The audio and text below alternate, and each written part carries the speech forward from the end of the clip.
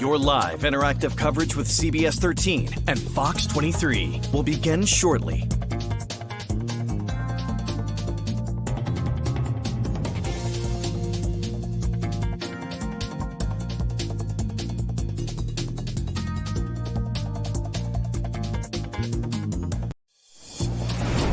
Your live interactive coverage with CBS 13 and Fox 23 starts right now. Hello, this is Owen Kingsley. Thank you again for tuning in to our digital studio. This is Weekend Headlines. And for those who are on our previous one, I promise the audio is working this time. Thank you again for everyone in the comments section for notifying us. Had to get a quick fix on that, but we're up and running again. Well, let's get into some of the big news that we are following this weekend. Obviously, big elimination game for Grey New Gloucester Little League.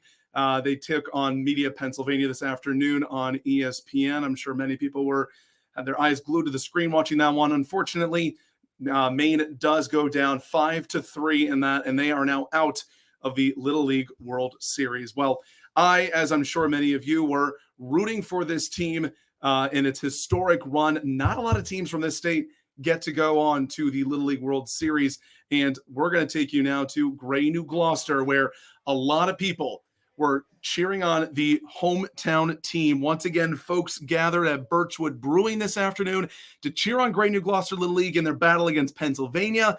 Although they wished for a different outcome, of course, every fan was hopeful to keep that dream alive Saturday, even for folks in town who don't know any of the players and are still rooting for their hometown team. I'm here because when I was playing on the baseball team, they were cheering me on, and now I'm cheering them on. We know we're a long shot, but this team has so much support, and they've been so respectful, and this has already been a win for every one of them. Grey New Gloucester ends a historic Little League run as just the first team from Maine since Westbrook Little League made it to the tourney 18 years ago. A march in Ogunquit and Wells today as local residents protest the beach's private ownership. A crowd of dozens of people began a march at North Beach this morning. Last year, a judge ruled that the land between high and low tide was the marks of that belonged to an adjacent private property. The issue of beach ownership in Wells has been highly contested for decades. Back in the 1980s, homeowners sued the town for not enforcing trespass laws. The Maine Supreme Court told us we could no longer use 99% of Moody Beach. We were limited to the sand in front of one of 3 public rights-of-way. And as it stands now, on busy weekends in the summer, everyone is packed together like sardines. Organizers say that the public has access to a very small area, about 40 feet of that more than 1 mile long stretch of Moody Beach. Well, hopefully you guys got a chance to take in some of that nice weather today. We have a much nicer day coming into tomorrow. Before we turn to our meteorologist, Ryan Munn, Cameron James Bradbury asking if CBS 13 was at the Great Falls Balloon Festival today. Unfortunately, we were not. Hopefully we can go there tomorrow. So anybody who's getting out there, I'm hearing tomorrow is going to be a really good day for ballooning. Let's bring our meteorologist, Ryan Munn. Ryan, that's really been the headlines for weather as far as our forecast. Tomorrow is the day to get outside.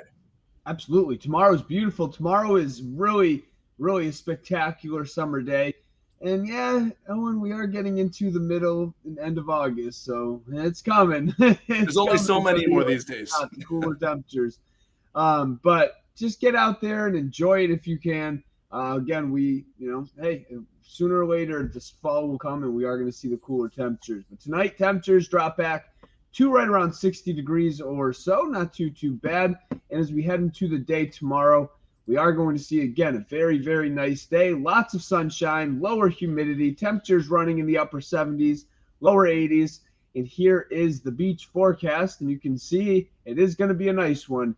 At least in Portland, we are looking at the high tide right around 2:30 in the afternoon, low tide during the morning hours. And we will see the sunshine out, lower 80s, and just bring that sunscreen. The UV index is on the higher side as well. So let's just time this out. There is an isolated shower risk for tonight, but it's almost pointless to even talk about. Most of it is going to be very light if he even hits a couple towns, and we are going to see this threat through the overnight hours when I'd say about 95% of people are sleeping. Then the few clouds out there during the morning, sunshine for the afternoon, a couple clouds during the afternoon as well, and then clouds will move in Sunday night. That's an approach of a cold front, and you can see a few scattered showers are possible on Monday. A couple downpours possible, maybe a rumble or two as we head into the afternoon and evening. That'll be something we watch, but nothing is likely to be severe. I'm just going with a couple showers for the day on Monday. Otherwise, mostly cloudy skies. Tuesday, Wednesday, Thursday, we are going to see mostly sunny skies as well. Again, get out there and enjoy. Temperatures will run in the 70s, and the chance for some more showers later in the week. But overall, this upcoming week is looking pretty good. It's not a bad look, Ryan. I'm going to ask you a quick question, actually, while you're here, because we do have a comment from a viewer. Oh, thank you. I was hoping you might have an answer. Some people are asking about that Great Falls Balloon Festival going on tomorrow in Lewiston, Auburn area. Wondering if there's any wind anticipated, anything that might prevent that those balloons from actually launching again. 10 to 15 mile per hour breeze. That's your average wind. So nothing too severe. You're gonna walk out. You'll walk outside tomorrow. It'll be. You won't even notice it. All right. Well, good news for getting outside. Awesome. Well, thank you so much, Ryan. Always appreciate it. Perfect. Thank you so much. And as always, you can check out Ryan's full forecast coming up tonight on CBS 13 at 10 and 11 o'clock. All right. Well, let's get into what else we are covering this weekend. Let's get into up actually towards the Waterville area, where a sea of motorcycles arrived in Waterville today to bring a generous donation to a children's nonprofit. Nearly 100 riders from the Newport chapter of Widows' Sons of Maine rode in to deliver a $3,000 donation to the Maine Children's Home in Waterville. The nonprofit offers programs and supports families in the Waterville area, including family counseling, services for families who adopt, and even offer a Christmas program. The Maine Children's Home also invited motorcyclists to stay and enjoy a free lunch. All right, well, that's all that we have for you here from our digital studio. This is Weekend Headlines. Thanks again for tuning in. Again, all these stories, Ryan's full forecast, all those details about that gorgeous Sunday tomorrow, that'll all be coming up tonight at 10 and 11. So hopefully we will see you coming up later tonight. You've been watching live interactive coverage from CBS 13 and Fox 23. Make sure to stay connected with CBS 13 and Fox 23 on air, online, and through these social